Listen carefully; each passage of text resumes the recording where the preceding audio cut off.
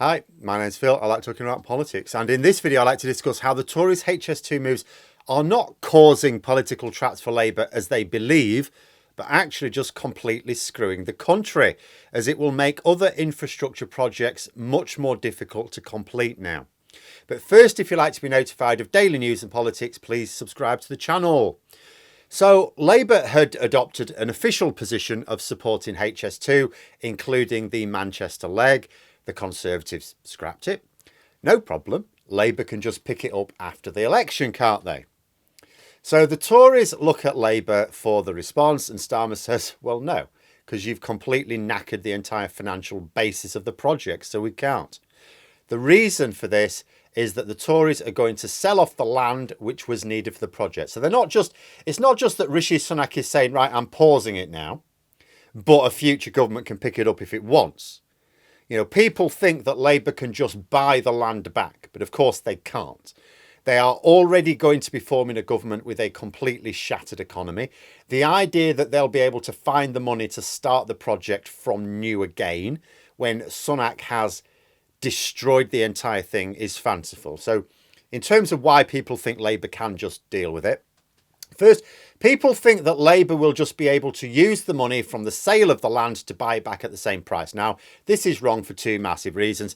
First, the idea that the Sunak's going to sell the land and then put that money in a pot waiting for the Labour government to spend it is like, are you serious? No, the money will be gone. He's going to use it to pay off the contractors that the government now won't be needing. That money will not be there.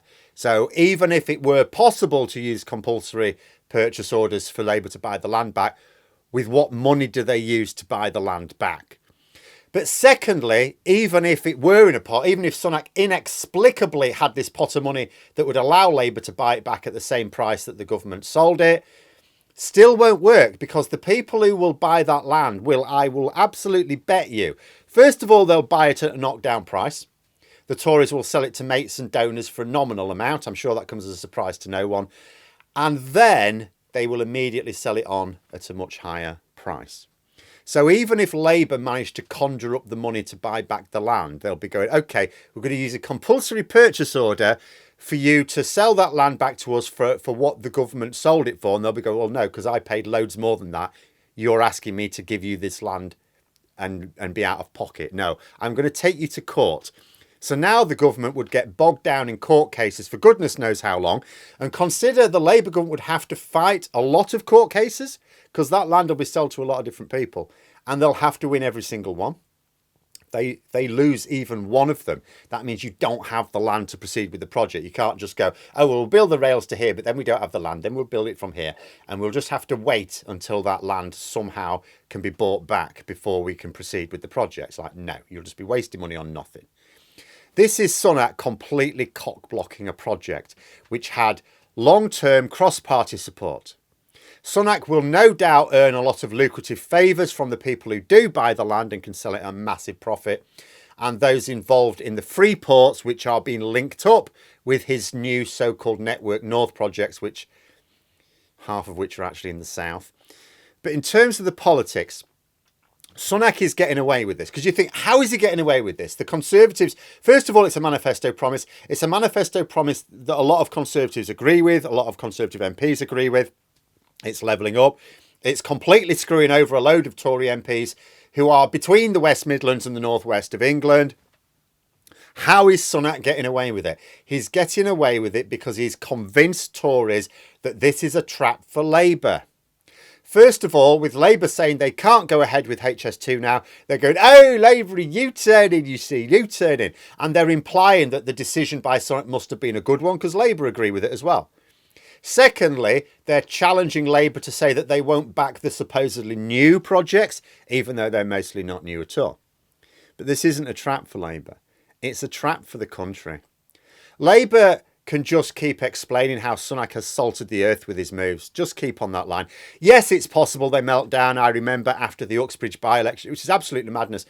Labour had a 20-point swing to take Selby and Ainsty. They narrowly missed out on Uxbridge and South Ruislip, which was a Conservative seat due to a local issue which can't possibly be an issue for the general election. And yes, Labour did have a bit of a flap.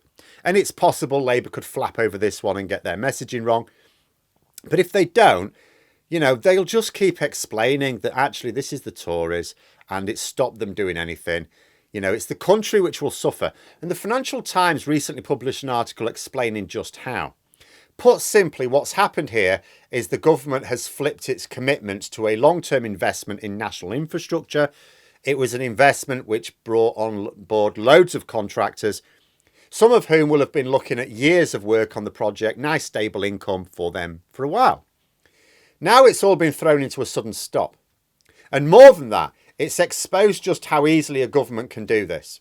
The project had much more public support than opposition. There was opposition, but by and large, the public overwhelmingly supported it.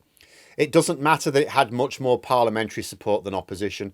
That a prime minister can unilaterally just end it with an announcement, just like that, means that the UK government has now become an unreliable partner.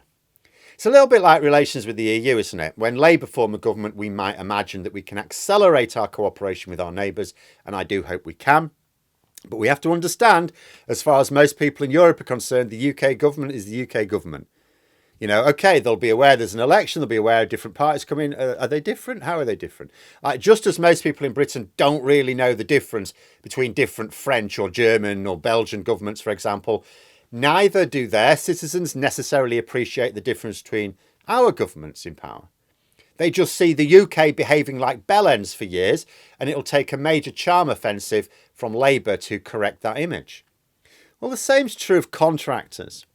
If Labour want to invest in infrastructure, which of course they do, they're going to find a load of contractors judging the contract signed by His Majesty's government as not necessarily worth the paper that's written on. It's a little bit like the problem with the Orange One's lawyers, isn't it, across the water? Because he doesn't always pay them, the ones he's hiring now are tending to ask for money up front.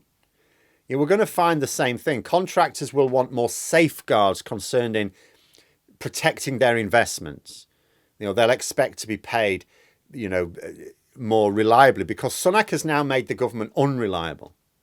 The Financial Times argues that it's going to drive up the cost of future projects. Not just HS2, but anything. A sort of political risk premium. And this is because when public contracts go out for tender, as they explain, there's a bidding process. Now that bidding process costs you because you have to put your proposal together. It can cost a lot of money. For a particularly large and complex project, a lot of money. Obviously, there are winners and losers in a bidding process. You understand you'll win some, you'll lose some. But someone from the industry will win. So if you think about this from the point of view of the industry at large, someone's going to win that contract. Now, if that doesn't happen, if all that money is spent on bidding and the contract ultimately goes to nobody because the project's been scrapped, the industry as a whole has just spent a load of money on nothing. As a result of Sunak's moves, the industry is now considering that there is a risk that future contracts, they can put together an expensive bid and the contract may actually never be fulfilled by anybody. So the bidding ends up being a cost for absolutely no return for everyone. So when they do get contracts, they will have to charge more in order to recoup the costs against the risk of other projects never getting off the ground. And this is an example of just how spiteful the Conservatives can be. This isn't just Sunak. This is his party. His party could demand that he return to the manifesto promise. They're not doing so. And the reason they're not doing so is because they think they're screwing Labour. Yes, it makes it harder for Labour to now proceed with upgrades to our national infrastructure. But who does that really hurt? Us, the people who would benefit from that infrastructure. But the Tories do not care about us. Also, they don't care about the economy because that would boost the economy. Infrastructure projects boost the economy. So it shows they don't care about the economy. This is like revenge for their imminent election loss. If we can't have the country, no one will have the country. That's what this is. All they see is the chance to not only cause political problems for a party that actually wants to govern, but the chance to stop them rebuilding our country after the destruction of 14 years of the Tories. And this is the period of politics that I feared. I had hoped that the Tories would sort of just sleepwalk into the election, thinking that they could at least limit the damage, even if they knew they were going to lose. to at least think, well, if we're going to lose, it's better that we lose, as few seats as possible. Maybe we can be beat. If we really try, we can end up with 250 seats or 200. It's like, I always feared that there'd come a point where the Tories will realise that they'll lose, but not care how badly they lose, that they see it as binary, either win or lose. And if you're going to lose anyway, you might as well lose 10-0 as 1-0. That would be a Tory party which would literally set fire to the entire country out of spite. And that is what we're seeing here. This move doesn't just screw Labour's efforts to promote investment here. But let us suppose that the Tories think that they have a chance of coming back to power quickly after, say, a single term in opposition. They would find themselves stuck with their own salted earth. This is basically a sign that the Tories not only expect to lose, but do not expect to return to power anytime soon.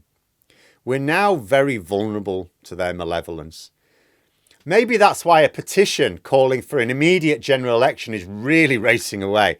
It was pottering along at a few thousand votes, then suddenly in the last couple of days it's beasted it.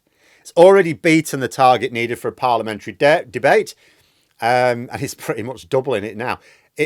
This can really get to 1 million or more. And that would send a very powerful message to Rishi Sunak, who earlier this week claimed that nobody wants a general election right now. Not just that, very few people. No, nobody wants a general election right now. Well, the last time I saw that petition, over 180,000 eligible people did.